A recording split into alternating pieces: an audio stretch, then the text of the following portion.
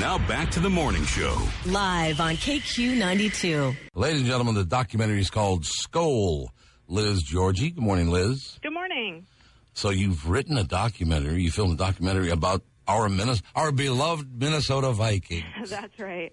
So what was the inspiration here? Well, I grew up in Minnesota, and I definitely have been a Vikings fan probably my whole life.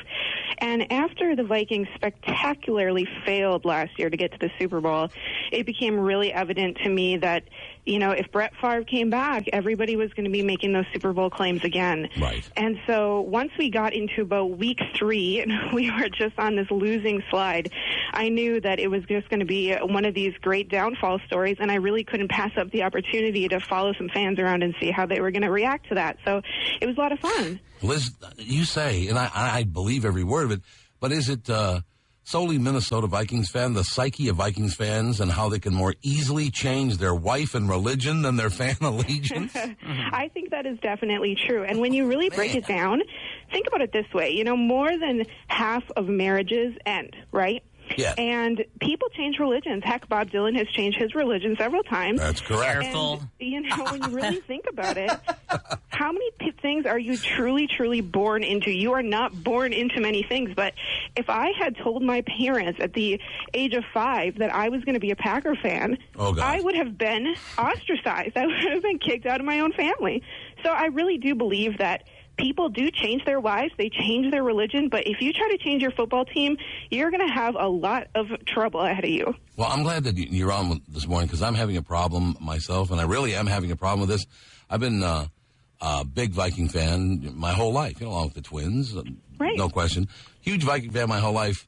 What Adrian Peterson said about the lockout has put this little seed in my brain. It's like, I don't know if I can watch something. This guy compared the lockout to slavery. That was a bold move, wasn't it? It was very bold. I don't know if I can get past that, Liz. I think that the fans are going to react really interestingly to this lockout situation.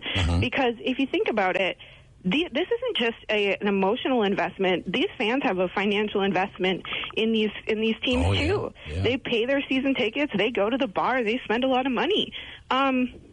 The way I look at it is every Sunday from September to January is a regular appointment to let Minnesotans kind of have their freak flag fly for the day. Thank you, Jimi Hendrix. Yeah, and, the thing is that when somebody like Adrian Peterson, who people really admire and really look up to, says things like that, I think it's a huge disappointment. It's like, hey, man, we're invested, too, in this. It's okay when he drives 120 miles an hour, threatens the lives of all our citizens. That's okay. It's about, isn't it? It's funny what we are willing to say, that's okay. Just score touchdowns. We're talking to Liz Giorgi about her. By the way, it's Giorgi. Yeah. Giorgi. The SKOL, the documentary. Explain something else to me. This is something, again, used to be a huge Viking fan. I probably will return again. Even that did really piss me off, though. It really did. But I've never understood the face painters. What is that?